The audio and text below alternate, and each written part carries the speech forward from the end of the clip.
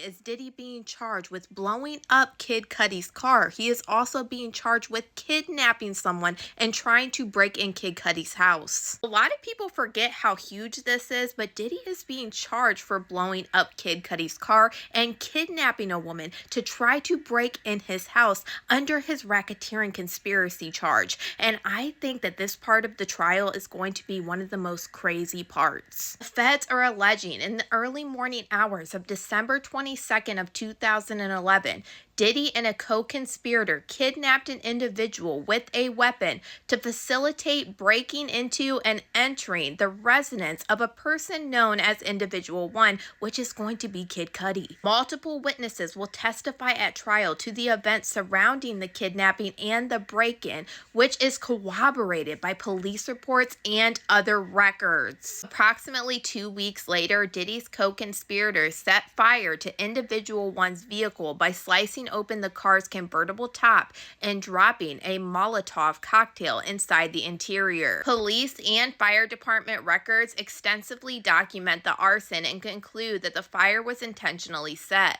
Multiple witnesses will testify to the defendant bragging about his role in destroying Kid Cudi's car. So not only is Diddy being charged with blowing up Kid Cudi's car, he is also being charged with kidnapping a woman that we just learned in this new superseding indictment to try to get her to facilitate a break-in into Kid Cudi's house. As you can see in the Enterprise letter that was just dropped with the new superseding indictment, it says, in addition, the language of count 1 contains 2 changes clarifying that the defendant kidnapped and carried and displayed a firearm to a female victim. And I assume that this victim could be Cassie Ventura because Cassie said in her lawsuit in 2011 during a rough patch with Diddy, she got into a relationship with Kid Cudi. She said that Diddy returned home from a trip and demanded another freak off from Cassie. And during this freak off, Diddy found Cassie's phone and found emails between her and Kid Cudi, and this is why he became enraged and proceeded to place a manual corkscrew between his fingers and lunge at her. Cassie said that she ran away to stay at Kid Cudi's home to escape Diddy's wrath,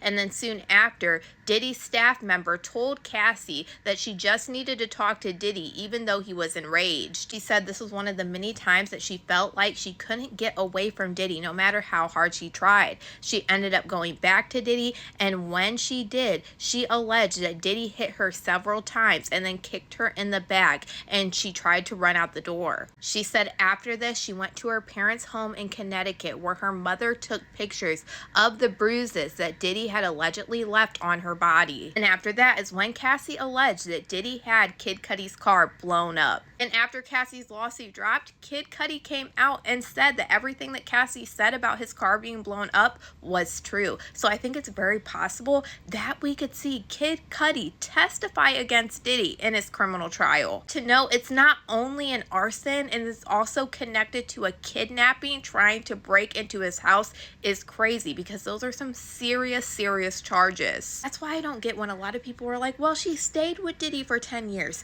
Do you know how many times she wrote in that lawsuit that she tried to leave and then something insane like this would happen? They would track her down. They blew up a car. They kidnapped somebody by pow point. I mean, look at her face, guys.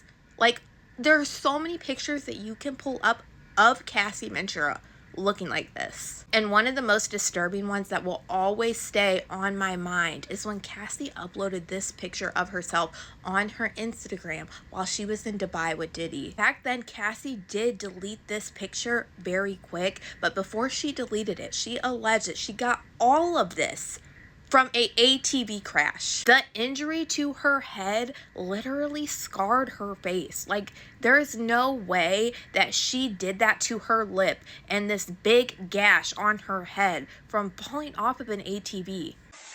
What you gotta say now? What you gotta say now? You ain't got shit to say. When you put your girl on the snap. On top of everything, we can't forget what we all watched in real time. I think a lot of people forget exactly how big Diddy's case actually is. I think a lot of the times they only think about the SA portion, but it is so much more than that. all of the charges that fall under the racketeering charge itself, like the kidnapping, like the arson, and so much more, just that alone is insane. And I think that once this trial does get started, everybody's going to start to remember again exactly how crazy Diddy's whole case and everything that he's allegedly done actually is. But y'all, let me know what you guys think about all this in the comments.